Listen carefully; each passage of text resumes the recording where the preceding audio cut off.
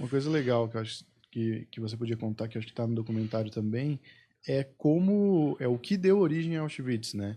Porque eles começaram com pequenas desculpas para criar coisas que depois foram originar o que foi a grandeza, né, de Auschwitz, esse grande plano aí. Não sei nem se dá para chamar de plano ou se eles foram adaptando as coisas como uma coisa foi rolando, mas eles primeiro meio que tinham até, de certa forma, o consenso da população para pegar pessoas e eliminar.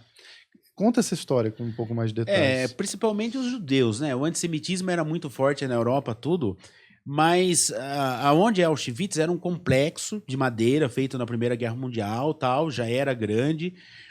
Eles acabaram ocupando ali, né? E dizem que a indústria da morte mesmo começa depois da invasão da Rússia, né?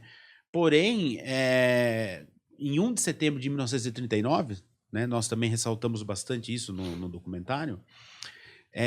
Tem uma medida, a medida de guerra, para ser confundida com a medida de guerra, que é a ação T4, digamos assim, que é o extermínio de deficientes físicos, mentais dos próprios alemães. Então, a primeira vítima, digamos assim, de Hitler foi o próprio povo dele, né? E então eles começaram a pensar como eles iriam matar. Então, esse negócio não começou em 41, esse negócio começou antes, né? Eu vou matar 6 milhões de judeus, eu vou gastar uma bala em cada um? Um projétil em cada um? Não. Eles inventaram um modo barato de matar, né? Até que inventaram esse modo do Zyklon B, né? E Auschwitz foi se aprimorando. Então, Auschwitz ele acabou virando uma indústria da morte. Então, essa é a diferença de Auschwitz com outros lugares. É lógico que existem outros campos, né? Mas Auschwitz foi o maior deles, né? Por estar localizado ali numa região da Polônia, ali, Cracóvia, ali num lugar bem fácil deles conseguirem deportar tanto os judeus do leste europeu como os judeus europeus que estavam na Europa, né? Uhum. Então a maior parte desse povo saía dali. Então eu acho que ó, o maior, digamos assim, é eles terem já pensado de como eles iam matar. Então é uma coisa premeditada, né? O Holocausto ele foi premeditado, né? E esse ponto, eu acho que é o ponto que aquele argumento que a gente está falando desde o início, de que essa coisa não pode se repetir, ele bate muito bem com coisas que a gente já viu recentemente, que até muito recentemente. As pessoas tentam aprovar certas leis, achar brechas na lei para colocar, de repente, um estádio do sítio, alguma coisa desse tipo, para que eles possam depois fazer o que eles quiserem. As coisas elas não simplesmente começam, elas não simplesmente chegam e falam assim, vou matar judeus. Elas Exatamente. vão escalando. Então eu acho bem interessante fazer esse paralelo e pontuar e explicar como aconteceu para as pessoas caírem na real, que não é zoeira, não é zoeira que a E gente não está foi vendo uma algo medida de horrível. guerra.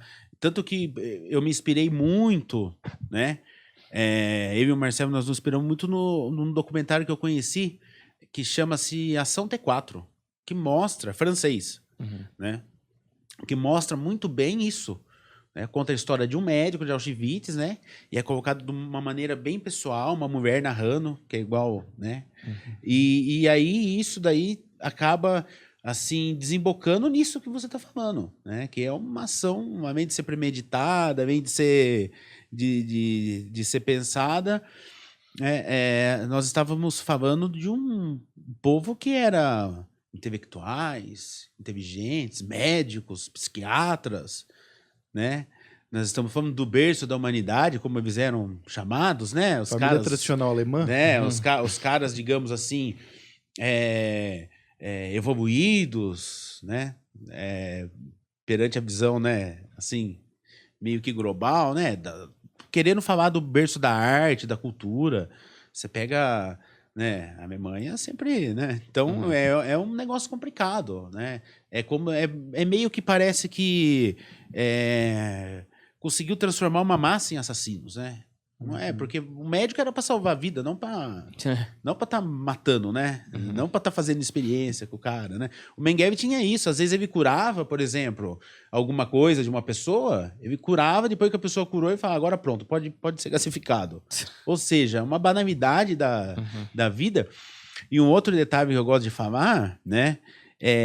Que eu cito no meu livro também, O Anjo da Morte Serra Negra, né? Que esse livro aí é um livro que eu fiz sozinho.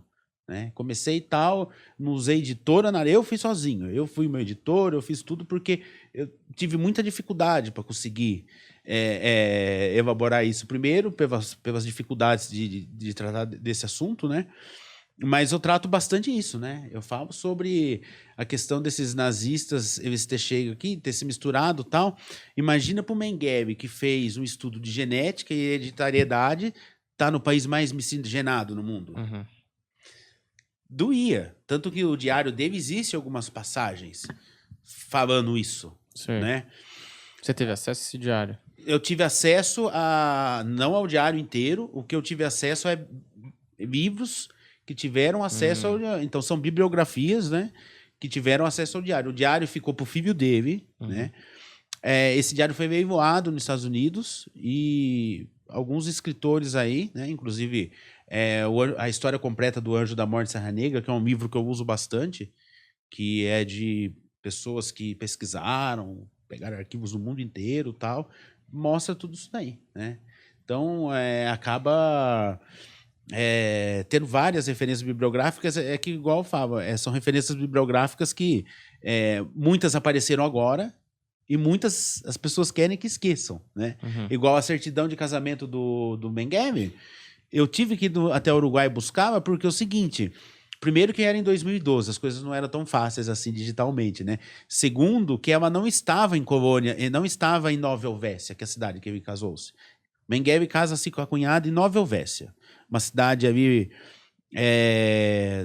uns 80, 100 quilômetros de Colônia do Sacramento, que é o final do Uruguai, depois tem um rio, já é Argentina.